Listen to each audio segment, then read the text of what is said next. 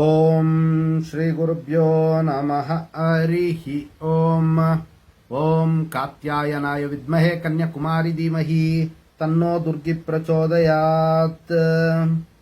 ಓಂ ಶ್ರೀ ಶಿವಂ ಗುರುಭ್ಯೋ ನಮಃ. ಆತ್ಮೀಯ ವೀಕ್ಷಕರಿಗೆಲ್ಲರಿಗೂ ಕೂಡ ಚಂದ್ರಶೇಖರ್ ಮಾಡುವಂತಹ ಅನಂತ ನಮಸ್ಕಾರಗಳು. ಎಲ್ಲರಿಗೂ ಕೂಡ ಜ್ಯೋತಿರ್ಮಯ ನಾಡಿ ಆಸ್ಟ್ರಾಲಜಿ ಯೂಟ್ಯೂಬ್ ಚಾನೆಲ್ಗೆ ಸ್ವಾಗತವನ್ನು ಬಯಸ್ತಾ, ನಾವು ಈ ದಿನ ವಿಶೇಷವಾಗಿ ಅಕ್ಷಯ ತೃತೀಯದ ಒಂದು ಮಹತ್ವ ಮತ್ತು ಆಚರಣೆಗಳ ಒಂದು ವಿಶೇಷಗಳನ್ನು ತಿಳಿದುಕೊಳ್ಳುವಂಥ ಒಂದು ಪ್ರಯತ್ನವನ್ನು ಮಾಡೋಣ. ನೋಡಿ, ಸಾಮಾನ್ಯವಾಗಿ ಅಕ್ಷಯ ತೃತೀಯ ಎಂದು ಕೂಡಲೇ ಎಲ್ಲರ ಮನಸ್ಸಿಗೆ ಬರುವಂಥದ್ದು ಚಿನ್ನವನ್ನು ಖರೀದಿ ಮಾಡಬೇಕು ಅನ್ನುವಂತಹ ಒಂದು ಭಾವನೆ ಮತ್ತು ಚಿನ್ನದ ಅಂಗಡಿಗಳ ಒಂದು ಜಾಹೀರಾತುಗಳು ಮತ್ತು ಕಡಿತಗಳೇನಿದೆ ಅನ್ನುವಂತಹ ಒಂದು ಭಾವನೆಗಳು ಬಹಳಷ್ಟು ಜನಕ್ಕೆ ಬರುವಂತಹ ಒಂದು ವಿಚಾರ ಪ್ರಸ್ತುತ ಕಾಲದಲ್ಲಿ ನಡೀತಾ ಇರತಕ್ಕಂಥದ್ದು. ಆದರೆ ಇದು ಒಂದು ರೀತಿಯಲ್ಲಿ ಅವರ ಬಳಿ ಹಣಕಾಸು ಇದ್ದಂಥ ಪಕ್ಷದಲ್ಲಿ ಅವ್ರಿಗೆ ಇದರಿಂದ ಅನುಕೂಲ ಆಗ್ತಕ್ಕಂಥ ಒಂದು ವಿಚಾರ ಇರುತ್ತೆ.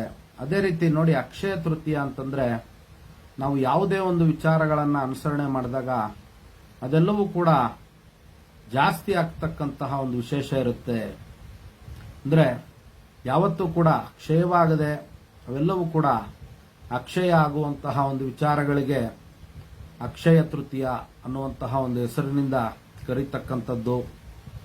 ಇನ್ನು ನೋಡಿ, ಚಿನ್ನವನ್ನ ಕೊಳ್ಳಲೇಬೇಕು ಅನ್ನುವಂತಹ ಮನಸ್ಥಿತಿಯಿಂದ ಸಾಲವನ್ನ ಮಾಡಿ ಚಿನ್ನವನ್ನ ಖರೀದಿ ಮಾಡೋದ್ರಿಂದ ಅವರಿಗೆ ವ್ಯತಿರಿಕ್ತವಾದಂತಹ ಒಂದು ಸಮಸ್ಯೆಗಳು ಉದ್ಭವ ಆಗ್ತಕ್ಕಂಥದ್ದು. ಕಾರಣ ಏನು ಅಂತಂದ್ರೆ ನೋಡಿ, ಅಕ್ಷಯ ತೃತೀಯದ ದಿನ ಸಾಲವನ್ನ ಮಾಡಿದ್ರೆ ಯಾವಾಗಲೂ ಕೂಡ ಸಾಲ ಕೂಡ ಜಾಸ್ತಿ ಆಗುವಂತಹ ಒಂದು ವಿಶೇಷತೆ ಇರುತ್ತೆ. ಅದನ್ನ ಎಲ್ಲರೂ ಕೂಡ ಚೆನ್ನಾಗಿ ಜ್ಞಾಪಕದಲ್ಲಿ ಇಟ್ಕೊಳ್ಬೇಕಾಗುತ್ತೆ. ಆದ್ರಿಂದ ಅವರ ಬಳಿ ಯಥಾಶಕ್ತಿ ಹಣಕಾಸಿನ ಒಂದು ವ್ಯವಸ್ಥೆ ಇದ್ದಂಥ ಪಕ್ಷದಲ್ಲಿ ಚಿನ್ನವನ್ನ ಖರೀದಿ ಮಾಡೋದ್ರಿಂದ ಅವ್ರಿಗೆ ಅನುಕೂಲ ಆಗುತ್ತೆ.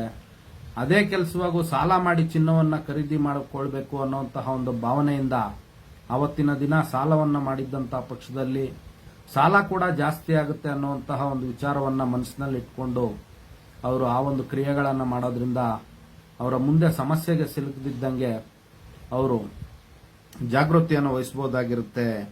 ಇನ್ನು ನೋಡಿ, ಬಹಳಷ್ಟು ಜನಕ್ಕೆ ನಿಜವಾದಂತಹ ಒಂದು ಅಕ್ಷಯ ತೃತೀಯದ ಬಗ್ಗೆ ಗೊತ್ತಿರೋದಿಲ್ಲ. ಆದ್ರಿಂದ ಶ್ರೀಮಂತರಾಗ್ಲಿ ಬಡವರಾಗ್ಲಿ ಎಲ್ಲರೂ ಕೂಡ ಕೇವಲ ಚಿನ್ನವನ್ನ ಮಾತ್ರ ಖರೀದಿ ಮಾಡಿಕೊಳ್ಬೇಕು ಅನ್ನುವಂತಹ ಒಂದು ಭಾವನೆಯನ್ನು ಹೊಂದಿರ್ತಾರೆ. ಆದರೆ ನಿಜವಾದಂತಹ ಅಕ್ಷಯ ತೃತೀಯದ ಒಂದು ವಿಚಾರಗಳು ಬೇರೆ ಇರುತ್ತೆ.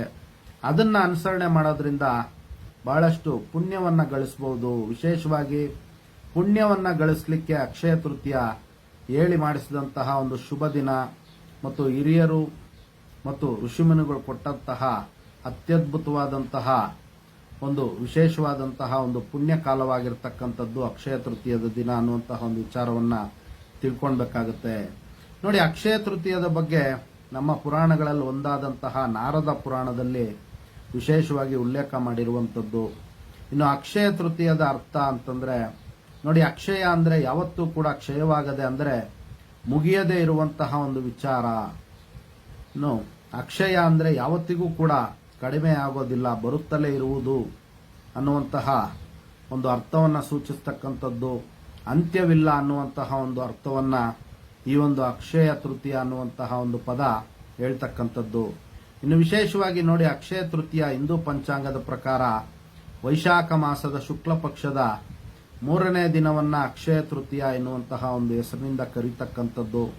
ಇನ್ನು ವಿಶೇಷವಾಗಿ ಆವತ್ತಿನ ದಿನ ರೋಹಿಣಿ ನಕ್ಷತ್ರ ಮತ್ತು ಬುಧವಾರ ಏನಾದರೂ ಯೋಗವಾದಂತಹ ಪಕ್ಷದಲ್ಲಿ ಆ ಒಂದು ದಿನವನ್ನ ಮಹಾಪುಣ್ಯ ದಿನ ಅನ್ನುವಂತಹ ಒಂದು ವಿಶೇಷತೆಯಿಂದ ಋಷಿಮುನಿಗಳು ಕರೆದಿರ್ತಕ್ಕಂಥದ್ದು.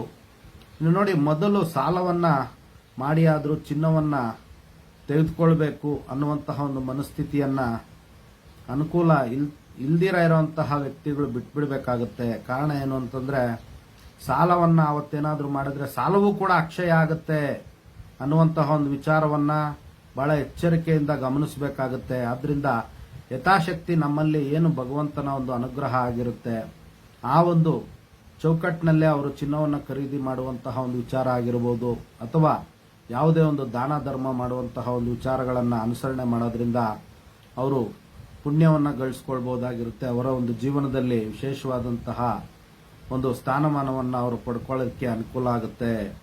ಇನ್ನು ನೋಡಿ, ಈ ಒಂದು ದಿನ ಮಾಡಬೇಕಾದಂತಹ ಒಂದು ವಿಶೇಷವಾದಂತಹ ಕ್ರಿಯೆಗಳೇನು ಅನ್ನುವಂತಹ ಒಂದು ವಿಚಾರಗಳನ್ನ ಮತ್ತು ಆಚರಣೆಗಳ ಒಂದು ವಿಚಾರವನ್ನ ತಿಳ್ಕೊಳ್ಳೋಣ.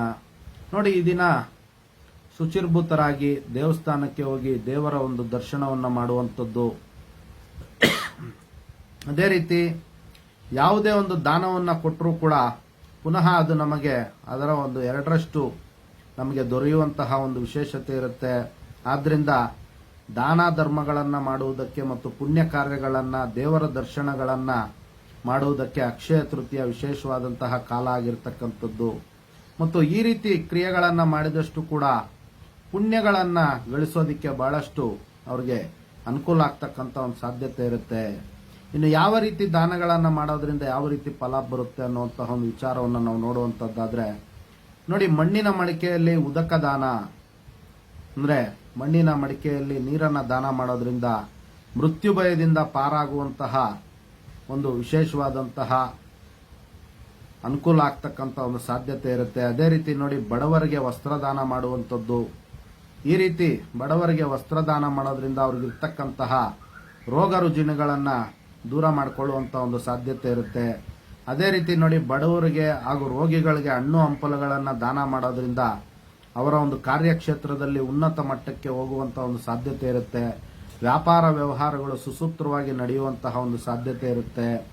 ಇನ್ನು ಗೋಪೂಜೆಯನ್ನ ಮಾಡಿ ವಿಶೇಷವಾಗಿ ಗೋಮಾತೆಗೆ ಹಣ್ಣು, ಗೋಧಿ, ಬೆಲ್ಲವನ್ನ ನೀಡೋದ್ರಿಂದ ಅವರಿಗೆ ಅಕಾಲ ಮೃತ್ಯುವಿನ ಒಂದು ಭಯದಿಂದ ದೂರವಾಗಿ ಅವರು ಸಂತೋಷವಾಗಿ ಅವ್ರಿಗೆ ಅನುಕೂಲ ಆಗ್ತಕ್ಕಂಥ ಒಂದು ಸಾಧ್ಯತೆಗಳು ಅತಿ ಹೆಚ್ಚಾಗಿರುತ್ತೆ. ಇನ್ನು ನೋಡಿ, ಮೊಸರನ್ನ ಅಥವಾ ಮಜ್ಜಿಗೆಯನ್ನ ದಾನ ಮಾಡೋದ್ರಿಂದ ಪಾಪಕರ್ಮಗಳಿಂದ ವಿಮುಕ್ತಿಯನ್ನು ಹೊಂದಬಹುದು ಅನ್ನುವಂಥದ್ದು ಶಾಸ್ತ್ರದಲ್ಲಿ ಇರ್ತಕ್ಕಂಥದ್ದು. ಇನ್ನು ಎಲ್ಲದಕ್ಕಿಂತಲೂ ಹೆಚ್ಚಾಗಿ ವಿಶೇಷವಾಗಿ ಅವತ್ತು ಗೋಮಾತೆಗೆ ಪೂಜೆ ಮಾಡೋದ್ರಿಂದ ಅವ್ರಿಗೆ ಅನುಕೂಲ ಆಗ್ತಕ್ಕಂಥದ್ದು, ಮಹಾಲಕ್ಷ್ಮಿಯ ಒಂದು ಕೃಪಾ ಕಟಾಕ್ಷ ದೊರೆಯುವಂಥದ್ದು ಮತ್ತು ಲಕ್ಷ್ಮೀನಾರಾಯಣರ ಒಂದು ಅನುಗ್ರಹ ಆಗುವಂತಹ ಒಂದು ಸಾಧ್ಯತೆ ಗೋಮಾತೆಯನ್ನ ಸೇವಿಸೋದ್ರಿಂದ ಅಕ್ಷಯ ತೃತೀಯದ ದಿವಸ ಅವರಿಗೆ ಪ್ರಾಪ್ತಿಯಾಗುವಂತಹ ಒಂದು ಅನುಕೂಲ ಆಗ್ತಕ್ಕಂಥದ್ದು. ಇನ್ನು ನೋಡಿ, ಇನ್ನೂ ಹೆಚ್ಚಿನ ರೀತಿಯಲ್ಲಿ ವಿಶೇಷವಾಗಿ ಯಾರಿಗೆ ಅನಾನುಕೂಲ ಇರುತ್ತೋ ಬಡ ವಿದ್ಯಾರ್ಥಿಗಳಿಗೆ ಅವರಿಗೆ ಬೇಕಾದಂತಹ ವಿದ್ಯಾಭ್ಯಾಸಕ್ಕೆ ಸಹಾಯವನ್ನ ಮಾಡುವಂಥದ್ದು, ಹಣಕಾಸಿನ ಸಹಾಯ ಆಗ್ಬೋದು, ಅಥವಾ ಅವರಿಗೆ ಪುಸ್ತಕಗಳನ್ನ ಕೊಡಿಸುವಂಥದ್ದು, ಅಥವಾ ಯಾವುದೇ ವಿಧವಾದಂತಹ ಒಂದು ಸಹಾಯ ಸಹಕಾರಗಳನ್ನ ಬಡ ವಿದ್ಯಾರ್ಥಿಗಳಿಗೆ ನೀಡೋದ್ರಿಂದ ಅವರಿಗೆ ಪುಣ್ಯ ಪ್ರಾಪ್ತಿ ಆಗ್ತಕ್ಕಂಥದ್ದು. ಅದೇ ರೀತಿ ಅವರು ಮಾಡಿದಂತಹ ಒಂದು ದಾನ ಧರ್ಮಗಳೆಲ್ಲವೂ ಕೂಡ ಅವರಿಗೆ ಪುನಃ ಅವರಿಗೆ 2 ಪಟ್ಟು ಹೆಚ್ಚಾಗಿ ದೊರೆಯುವಂತಹ ಒಂದು ಸಾಧ್ಯತೆ ಇರುತ್ತೆ. ಯಾವಾಗಲೂ ಕೂಡ ಭಗವಂತನ ಒಂದು ಅನುಗ್ರಹಕ್ಕೆ ಪಾತ್ರವಾಗಿ ಹೆಚ್ಚಿನ ಒಂದು ದಾನ ಧರ್ಮವನ್ನು ಮಾಡುವಂತಹ ಒಂದು ಶಕ್ತಿ ಸಾಮರ್ಥ್ಯ ಅವರಿಗೆ ಪ್ರಾಪ್ತಿಯಾಗುವಂಥದ್ದು ಶಾಸ್ತ್ರ ಮತ್ತು ವೇದಗಳಲ್ಲಿ ಉಲ್ಲೇಖ ಆಗಿರ್ತಕ್ಕಂಥದ್ದು. ನೀವು ನೋಡಿ, ಅಕ್ಷಯ ತೃತೀಯದ ದಿನ ಯಾವುದೇ ಒಂದು ಶುಭ ಕಾರ್ಯಗಳನ್ನ ಮಾಡೋದಿಕ್ಕೆ ಪಂಚಾಂಗ ಶುದ್ಧಿಯನ್ನ ನೋಡುವ ಒಂದು ಅಗತ್ಯ ಇರೋದಿಲ್ಲ ಅನ್ನುವಂಥ ಒಂದು ವಿಚಾರವನ್ನ ಗುರು ಹಿರಿಯರು ಹೇಳಿರ್ತಕ್ಕಂಥದ್ದು. ಅದೇ ರೀತಿ ನೋಡಿ, ಅಕ್ಷಯ ತೃತೀಯದ ದಿನ ಪರಮ ಪುಣ್ಯ ದಿನ ಆಗಿರೋದ್ರಿಂದ ಆವತ್ತಿನ ದಿನ ವಿಶೇಷವಾಗಿ ಶುಭ ಕಾರ್ಯಗಳನ್ನು ಮಾಡಬಹುದಾಗಿರುತ್ತೆ. ಗೃಹ ಪ್ರವೇಶ, ವಿವಾಹ ಮತ್ತು ಹೊಸ ಉದ್ಯಮಗಳನ್ನ ಪ್ರಾರಂಭ ಮಾಡುವಂತಹ ಒಂದು ವಿಚಾರಗಳಾಗಿರ್ಬೋದು, ಹೊಸ ವ್ಯಾಪಾರ ವ್ಯವಹಾರಗಳನ್ನು ಪ್ರಾರಂಭ ಮಾಡುವಂಥದ್ದಾಗಿರ್ಬೋದು, ಅಥವಾ ಯಾವುದೇ ಒಂದು ಶುಭ ಕಾರ್ಯಗಳನ್ನು ಮಾಡಲಿಕ್ಕೆ ಅಕ್ಷಯ ತೃತೀಯ ದಿನ ಅತ್ಯಂತ ಉತ್ತಮ ದಿನ ಅನ್ನುವಂತಹ ಒಂದು ವಿಚಾರವನ್ನು ಋಷಿಮುನಿಗಳು ಮತ್ತು ಗುರು ಹಿರಿಯರೆಲ್ಲರೂ ಕೂಡ ಹೇಳಿರ್ತಕ್ಕಂಥದ್ದು. ಅದೇ ರೀತಿ ಅಕ್ಷಯ ತೃತೀಯದ ಒಂದು ವಿಶೇಷತೆಗಳೇನು, ಆ ಒಂದು ದಿನ ಯಾವ ಯಾವ ಒಂದು ಮಹನೀಯರ ಒಂದು ಜನ್ಮ ಆಗಿದೆ ಅನ್ನುವಂಥ ಒಂದು ವಿಚಾರಗಳನ್ನು ನಾವು ನೋಡೋಣ. ನೋಡಿ, ಅಕ್ಷಯ ತೃತೀಯದ ದಿನವನ್ನ ತ್ರೇತಾಯುಗದ ಒಂದು ಯುಗಾದಿಯ ದಿನ ಎನ್ನುವಂತಹ ಒಂದು ವಿಚಾರಗಳನ್ನ ನಾವು ತಿಳ್ಕೊಬಹುದಾಗಿರುತ್ತೆ. ಅದೇ ರೀತಿ ದ್ವಾಪರ ಯುಗದ ಒಂದು ಸಂದರ್ಭದಲ್ಲಿ ಮಹಾಭಾರತದ ಒಂದು ಪುರಾಣವನ್ನ ವೇದವ್ಯಾಸ ಮಹರ್ಷಿಗಳು ರಚಿಸಿದಂತಹ ಶುಭ ಮುಹೂರ್ತ ಕೂಡ ಅಕ್ಷಯ ತೃತೀಯದ ಒಂದು ದಿನ ಅನ್ನುವಂತಹ ಒಂದು ವಿಚಾರವನ್ನ ನಾವು ತಿಳ್ಕೊಬಹುದಾಗಿರುತ್ತೆ. ಅದೇ ರೀತಿ ಭಗೀರಥನ ಒಂದು ಪ್ರಯತ್ನದಿಂದ ದೇವಗಂಗೆಯು ಭೂಮಿಗೆ ಬಂದಂತಹ ಶುಭ ದಿನವೂ ಕೂಡ ಅಕ್ಷಯ ತೃತೀಯದ ಒಂದು ದಿನವೇ ಆಗಿರತಕ್ಕಂಥದ್ದು. ಇನ್ನು ಪಾಂಡವರು ಅವರ ಒಂದು ವನವಾಸ ಕಾಲದಲ್ಲಿ ಸೂರ್ಯದೇವರಿಂದ ಅಕ್ಷಯ ಪಾತ್ರೆಯನ್ನ ಪಡೆದಿದ್ದು ಕೂಡ ಇದೇ ದಿನವೇ ಆಗಿರ್ತಕ್ಕಂಥದ್ದು. ಇನ್ನು ದಾನವೀರ ಶೂರ ಕರ್ಣನು ಕೂಡ ಜನಿಸಿದ್ದು ಇದೇ ದಿನವೇ ಆಗಿರ್ತಕ್ಕಂಥದ್ದು ಅನ್ನುವಂಥದ್ದನ್ನ ನಾವು ಶಾಸ್ತ್ರಗಳಲ್ಲಿ ತಿಳ್ಕೊಬಹುದಾಗಿರುತ್ತೆ. ಅದೇ ರೀತಿ ನೋಡಿ, ಆದಿಶಂಕರಾಚಾರ್ಯರು ಕನಕದಾರ ಸ್ತೋತ್ರವನ್ನ ಇದೇ ದಿನವೇ ಭೂಮಿಗೆ ಕೊಟ್ಟಿರುವಂಥದ್ದು. ಇನ್ನು ಕಾಯಕ ಯೋಗಿ ಬಸವಣ್ಣನವರು ಜನಿಸಿದ್ದು ಕೂಡ ಇದೇ ದಿನವೇ ಆಗಿರ್ತಕ್ಕಂಥದ್ದು. ಇನ್ನು ವಿಶೇಷವಾಗಿ ನೋಡಿ, ಯಕ್ಷರಾಜನಾದಂತಹ ಕುಬೇರನು ಶಿವನನ್ನ ಮತ್ತು ಮಹಾಲಕ್ಷ್ಮಿಯನ್ನ ಪ್ರಾರ್ಥಿಸಿ ಅಷ್ಟೈಶ್ವರ್ಯವನ್ನು ಮತ್ತು ಅಲಕಾಪುರ ಒಂದು ಸಾಮ್ರಾಜ್ಯವನ್ನ ಪಡೆದಿರ್ತಕ್ಕಂಥದ್ದು ಕೂಡ ಇದೇ ದಿನವೇ ಆಗಿರ್ತಕ್ಕಂಥದ್ದು ಅನ್ನುವಂಥದ್ದು ಶಾಸ್ತ್ರದಲ್ಲಿ ನಾವು ತಿಳ್ಕೊಬಹುದಾಗಿರುತ್ತೆ. ಇನ್ನು ಯಕ್ಷರಾಜನಾದಂತಹ ಕುಬೇರನು ಈ ರೀತಿ ಅಷ್ಟೈಶ್ವರ್ಯಗಳನ್ನ ಪಡ್ಕೊಂಡಿರ್ತಾನೆ ಈ ಒಂದು ದಿವಸ. ನೀವು ನೋಡಿ, ಮಹಾವಿಷ್ಣುವಿನ 6ನೇ ಅವತಾರವಾದಂತಹ ಪರಶುರಾಮ ಅವತಾರವೂ ಕೂಡ ಇದೇ ದಿನ ಆಗಿರತಕ್ಕಂಥದ್ದು. ಇನ್ನು ಶ್ರೀಕೃಷ್ಣನ ಸ್ನೇಹಿತನಾದಂತಹ ಕುಚೇಲನು ಕೂಡ ತನ್ನಲ್ಲಿರ್ತಕ್ಕಂತಹ ಸ್ವಲ್ಪವೇ ಅವಲಕ್ಕಿಯನ್ನ ತನ್ನ ಪ್ರೀತಿ ಪಾತ್ರನಾದಂತಹ ಶ್ರೀಕೃಷ್ಣ ಪರಮಾತ್ಮನಿಗೆ ಸಮರ್ಪಣೆ ಮಾಡಿ ಶ್ರೀಕೃಷ್ಣನ ಒಂದು ಪರಮಾತ್ಮನ ಅನುಗ್ರಹದಿಂದ ಅಕ್ಷಯವಾದಂತಹ ಐಶ್ವರ್ಯವನ್ನ ಭಗವಂತನ ಒಂದು ಆಶೀರ್ವಾದದಿಂದ ಪಡೆದಿರ್ತಕ್ಕಂಥದ್ದು ಕೂಡ ಇದೇ ದಿನ ಆಗಿರ್ತಕ್ಕಂಥದ್ದು. ಇನ್ನು ಹೆಚ್ಚಿನ ರೀತಿಯಲ್ಲಿ ಅಕ್ಷಯ ತೃತೀಯದ ದಿನ ವಿಶೇಷವಾದಂತಹ ಅನುಕೂಲಗಳನ್ನ ಅನೇಕ ಜನರು ಪಡೆದಿರ್ತಾರೆ. ಈ ರೀತಿ ಅಕ್ಷಯ ತೃತೀಯದ ದಿನ ಪುಣ್ಯ ಕಾರ್ಯಗಳನ್ನ ನಾವು ಮಾಡೋದ್ರಿಂದ ಮತ್ತು ಜಪ ತಪ ದಾನಗಳನ್ನ ಮಾಡೋದ್ರಿಂದ ವಿಶೇಷವಾದಂತಹ ಒಂದು ಪುಣ್ಯವನ್ನ ಗಳಿಸಬಹುದಾಗಿರುತ್ತೆ. ಇನ್ನೂ ವಿಶೇಷವಾಗಿ ನೋಡಿ, ಪಿತೃದೇವತೆಗಳಿಗೆ ಅವರವರ ಸಂಪ್ರದಾಯದ ಪ್ರಕಾರ ಶ್ರಾದ್ದವನ್ನಾಗಲಿ ಅಥವಾ ತಿಲತರ್ಪಣವನ್ನ ಅರ್ಪಣೆ ಮಾಡೋದ್ರಿಂದ ಅವರಿಗೆ ಪಿತೃದೋಷಗಳೆಲ್ಲವೂ ಕೂಡ ದೂರ ಆಗ್ತಕ್ಕಂಥದ್ದು ಮತ್ತು ಅವರ ಒಂದು ಜೀವನದಲ್ಲಿ ಬಹಳಷ್ಟು ಅವರಿಗೆ ಉನ್ನತವಾದಂತಹ ಕೀರ್ತಿ, ಯಶಸ್ಸು ಮತ್ತು ಮಹಾಲಕ್ಷ್ಮೀ ನಾರಾಯಣರ ಒಂದು ಕೃಪಾ ಕಟಾಕ್ಷವನ್ನ ಪಡಿಬಹುದಾಗಿರುತ್ತೆ.